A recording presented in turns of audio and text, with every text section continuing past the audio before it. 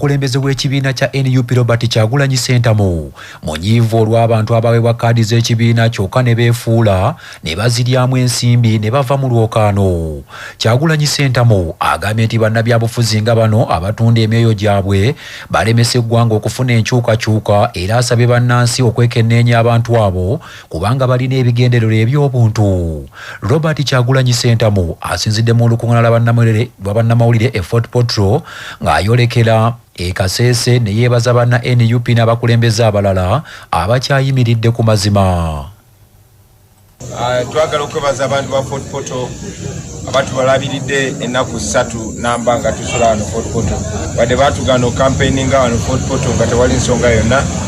Twebaza abantu ba Fort Portal abasigadde nga bali strong, abasigadde nga balaga amazima era basigadde nga batulaga obuwagizi to the candidates that did not sell out. Thank you very much. Basically ba candidates baffe mwena mwebale nnyo mwebalire ddala.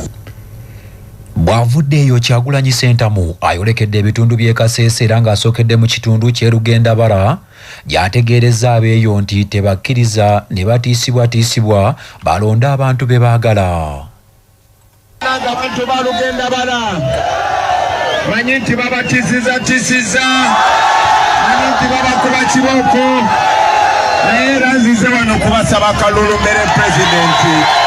Bannange njagala kubasaba mutuwagire tugende mu Uganda empya. Eno presidential campaign era tetulina musango gwe tukola. Electoral Commission emanyi tulina campaigninga wano. Wadde babatiisatiisa njagala mumanye nti Uganda egenda kukyuka. Nekiro kankibabuulire Uganda yaffe ngaga nnyo naye bannayuganda baavu nnyo. Baba mukyala amateeka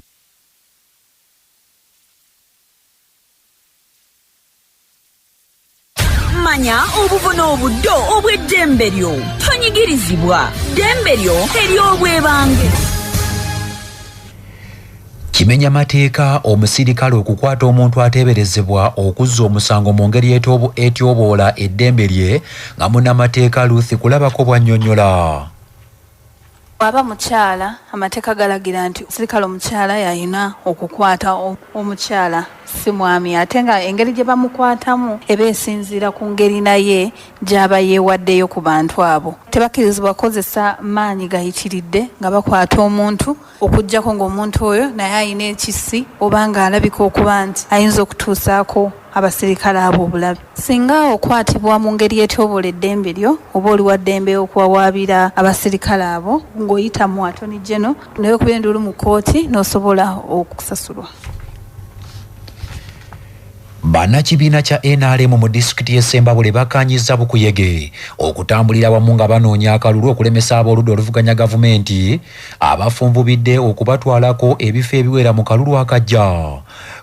Kaweefuba ono bamutandikidde Mateete mu bitundu bya Mawogola Kawunti gye basinzidde okulangirira nga be bagenda okukola ekisoboka NUP ereme kubaako kifo kyonna kyewangula mu kalulu akajja mu bitundu by'e Ssembabule. Eyali minisita ow'ensonga z'amawanga ag'ebweru Sam Kahamba Kuteesa asinzidde mu lukuŋŋaana lwa NRM n'okunoonyeza bannakibiina obuwagizi n'awa amagezi ab'e NUP nti beegatte ku NRM kubanga amaanyi g'abantu ge banoonya NRM yagafuna dda nga kaakano mpaawo kibatwala mu bibiina ebirala. Sam Kuteesa agambye nti NRM mu myaka 4 gy'emaze ng'ekulembera wano eriko ebintu bingi byekoledde eggwanga lino omuli ebyobulamu, ebyenjigiriza, ebyentambula nga n'olwekyo Bannassembabule tebakyalina kyakwekwasa okuggyako okulonda NRM. Ate ye minisita omubeezi ow'ebyobulamu era omubaka wa Mawogola West Ajati Anifa Kawoya Bangirana yeebazizza Sam Kuteesa olw'okugatta banna NRM e Ssembabule n'okubakwasizaako mu kunoonya akalulu ne yeeyama nti waakulwana bwezizingirire okulaba nga NRM ewangula ebifo ebiwera mu disitulikiti ye y'e Ssembabule. Ye ssentebe wa NRM e Ssembabule General Phinehas Katirima agambye nti omubaka omukyala Mary Begumisa ne Dennis Ddumba avuganya obwannamunigina ku kifo ky'omubaka wa Mawogola Kawunti yabagobadda mu nkiiko za NRM olw'okutabula buli ekikolebwa. mwali mwamulonda okulikiiko lwange olwa district olwa NRM okubeera publicity secretary asaasaanya amawulire mu district yaffe y'Essembabule, naye okuva lwe yayesimbawo nga independent kulikiiko olwo yavaako, takyali ku kakiiko kange. Kati bw'aba ayitira eno ng'abalimbalimba oyo mumutegeere ntanafu ya NRM kubanga agibbako abantu b'e Mateete. Candidate omutuufu aliwo ye Honorable Oswald Byuma Dance. Kaakano minisita omubeezi w'ebyobulamu Ajati Anifa Kawoya Bangirana yeebazizza Sam Kuteesa olw'okugatta bana NRM Essembabule n'okubakumaakuma mu kiseera kye balimu nga banoonya akalulu. N'ababeeramu weebale nnyo kwe tulaba maanyigo nze mbadde nkwongeramu naye twebaza Honorable Sam n'abaze okutukwatirako nanyi mufu babaze ate mugambe nti kyawedde nedda kyebatwongerako kyebatukwatirako ate tugende muki nze nabasuubiza temwatuma endegeya okubeera eyo n'alegesa nembagamba bwe kiba nga Roza nti yasinga nemugamba nti ajje tukwatagane nange njogera nengamba Desi gwe ng'obeerera kangende mwangange olwaleero wendi ne bulijjo wendi. Kaakano Sam Kuteesa agambye nti bannakibiina kya NRM n'abantu bonna Essembabule tebakyalina kyakwekwasa basinzire ku birungi NRM byekoledde eggwanga lino bagironde mu kalulu akajja.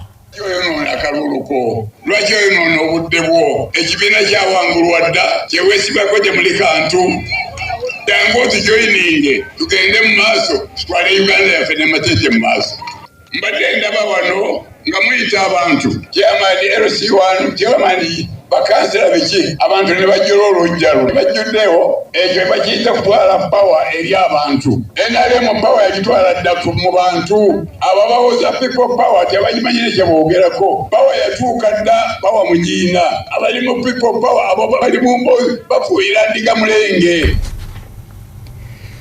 Minisita wa gavumenti ez'ebitundu n'okulambula kw'Omutanda mu Bwakabaka ow'ekitiibwa Joseph Kawuki abuuliridde abazadde Gomba n'abalabula ku bulabe obw'obutafaayo ku kulambika abaana tekiviiriddeko bangi okukula omuwawa.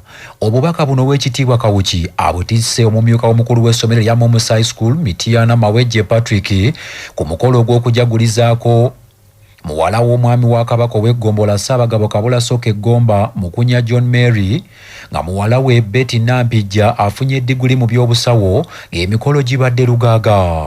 Ow'ekitiibwa Kawuki yennyamidde olabamu ku bazadde mu byalo by'e Gomba abatafuddeyo kusomesa baana nga beekwasa olw'obutabeera na nsimbi. Ku mukolo gwe gumu omwami wa Kabaka ow'essaza Gomba Kitunzi Mugabe Frederick Williams yeebazizza omwami wa Kabaka ow'Egombolola Kabula Soke Gomba Ssaabagabo Kabula Soke Gomba Mukunya John Mary n'omukyala olw'okuweerera abaana n'asaba bannagomba okubalabirako.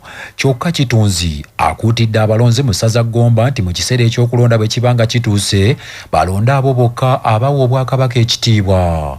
Twagala mulage mu byonna bye mukola ne mu bufumbo nga musalawo ebituufu by'ebijja okutuyamba okumanya nti mukoze eki musomye mmaliriza bino ebiseera bya bufuzi tubikwate bulungi.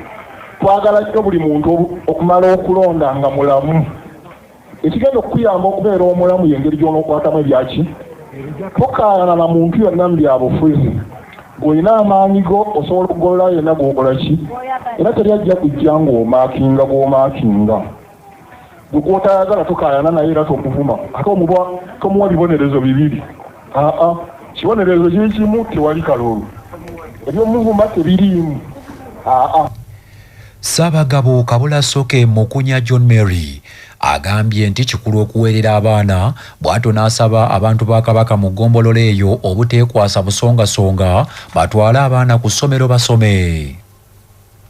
Obulazi okuva ku ntandikwa okutuuka lw'omazeeko ate oliko ebirala by'onsuubiza nange omwana akubuulira ekimuli ku mutima abakoze buki waliwo abadedeerawo nasirika omanyi fesi yange temwenya